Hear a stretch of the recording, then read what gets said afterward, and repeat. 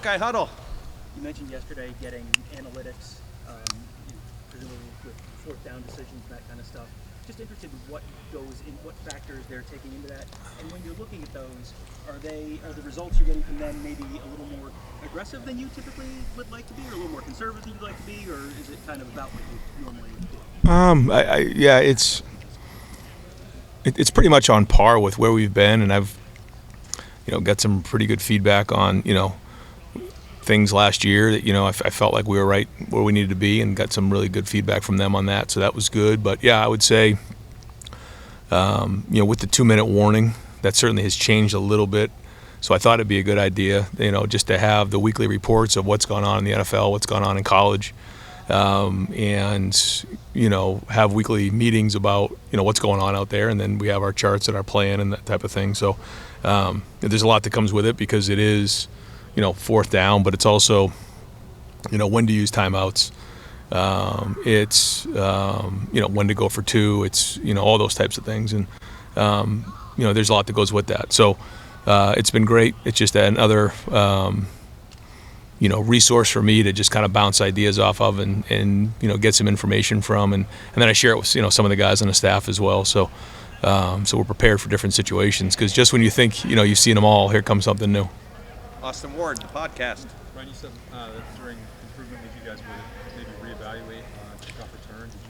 Did you made a decision there? What's the plan moving forward? No, we got Brandon back there a little bit this week, so we'll look at the film today. We just did some kickoff return. He and JB were both back there, so we'll kind of evaluate it after today and see who we decide to put back there. I think they'll probably both still return kicks, but who takes the first one, we'll probably decide here tomorrow. Can Brandon do both? Yes, I think he can. Yeah. Cameron Teague Robinson, the Athletic. Ryan, yesterday Will talked about how much Seth helps in calling out pressures to the line. How have you seen their relationship and their growth since they put that? Yeah, it started in recruiting when we were at dinner. They hit it off. Parents hit it off, and played against each other. I think maybe it was in the Sugar Bowl when Kansas State played Alabama, and they just instantly had a good relationship. And then once they got here, they spent a lot of time together in the meeting room, looking at protections, talking about the cadence, the snaps, those types of things. And so they're both, very intelligent guys, and communicate both really well. So it certainly helps to have a presence up front and at the quarterback position. Both, have command like that, and that's going to be important, especially, as we start heading into these bigger games, and start to see different adjustments that have to be made in game. So, but no, they're now I feel like they've been here for a while. They're not newcomers anymore. They're veterans. Dan Hope, 11 Warriors. Ryan, you had said going into the last, or after the last game, that you felt like the week of practice really was what you guys needed to play at that level. Are you guys seeing the same kind of practice intensity this week? Yeah, I would say so. It wasn't all perfect. Yesterday was a dynamite practice. Today was hot, and we grind through it. I mean, some guys really pushed through it. Today was a hard practice, but it wasn't all perfect. But we put another brick in the foundation. And we feel like our guys we'll get on the film and figure it out. But if we keep pushing and keep challenging each other, and one of the biggest things when you're trying to chase something special is you have to challenge each other, and you have to be truthful. And sometimes love doesn't always feel like love when you're challenging each other. And you got to do it though. And you have to have that approach that, like, I love you so much now that you're not going to be hurting in the future. That I'm just going to open up my heart and just push you, and feel like you have open conversation back and forth. And I think that's what it is. And if it's not good enough, we got to call it out for what it is. And when it is, we got to celebrate those moments as well. So all things that we're talking about this week. But I think overall the intensity was good today. Today was a hot day. I don't know what the temperature was out there, but it was a good day for us to get on the field and get some work in and push through it. And so now tonight we got to get our rest. Got to have a good practice tomorrow, and then noon will come fast. Joey Kaufman, Columbus Dispatch. You talked about earlier in the preseason about the punter competition sort of being close, and then Joe getting the start.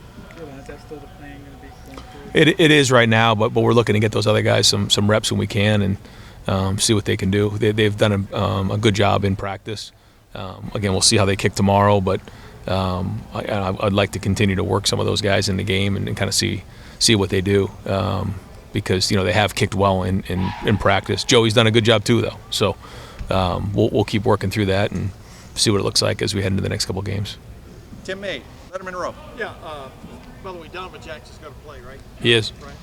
Are you eager to see how maybe saw as your number one line totally together for the first time in a game? I mean, how does that play out in your mind as far as what you expect from it? I think there's a little bit of confidence being built there, coming off a last game, and then getting Donnie in there is just another piece of that confidence, and just solidifying it in there. I thought the offensive line had one of their better practices on Tuesday. We'll look at the film coming off of today, but we got to keep building that confidence and that finish down the field. That's what we can be. We're an athletic group up there. So I think having him in there gives everybody a lot of confidence. Plus, he's a leader, right? I mean, top of that. A leader, experienced, communicates well, and a very good player. To me, best guard in the country. So, for Seth and for Josh on both sides of them, it's just here's a guy that's been through it before. I do think Austin played well when he was in there, but this is a guy who's played a lot of football and one of the best in the game. Tony Girdman, Buckeye Huddle.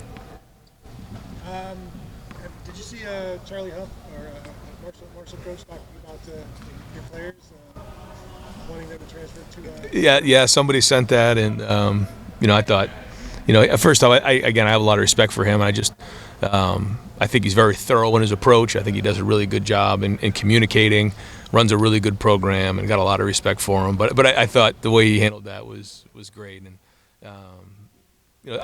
sometimes us coaches, we take ourselves too seriously, and I just thought that he was having a great moment there. And listen, those guys are going to come here to play, and he's going to get those guys ready. I know that for a fact. They're a good team, and he's a good coach and a good staff and good players, and they got a lot to come in here and prove. Every day you have an opportunity to prove somebody right and prove somebody wrong, and they're going to come in the same way. So, we got to be ready for that. Stephen Means, Cleveland.com. Last time you had a quarterback that was built, was obviously JT, your first quarterback here.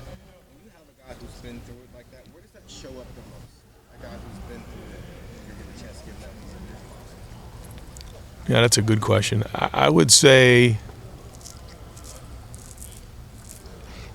usually when you have somebody like that, a bad play comes and goes, and you learn.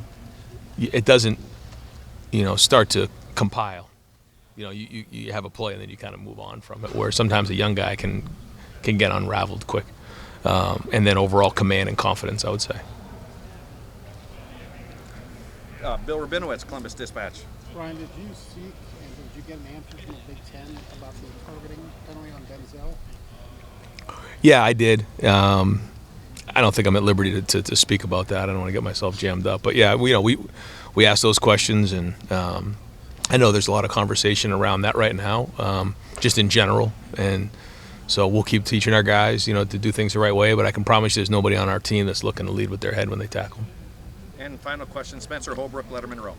Ryan, we talked a lot about the guard depth and Austin being able to step in wherever you guys need, but how do you feel about tackle drop right now? We haven't really asked you much about that at all in the last week. Yeah, George and Zen, are putting in good days. They're getting reps. I'd like to see them get some, more quality time. They did get some play in the last game, and again, that'll be important as well. So yeah, we got to keep pushing those guys and getting them reps. I mean, they are going against really good players every day in practice, and it gives us a good opportunity to evaluate them there. And they got to keep coming too. We got to keep challenging them, and we need that. Great. Coach, thank you very much. Okay, thanks. Thank you, Ryan. Yep.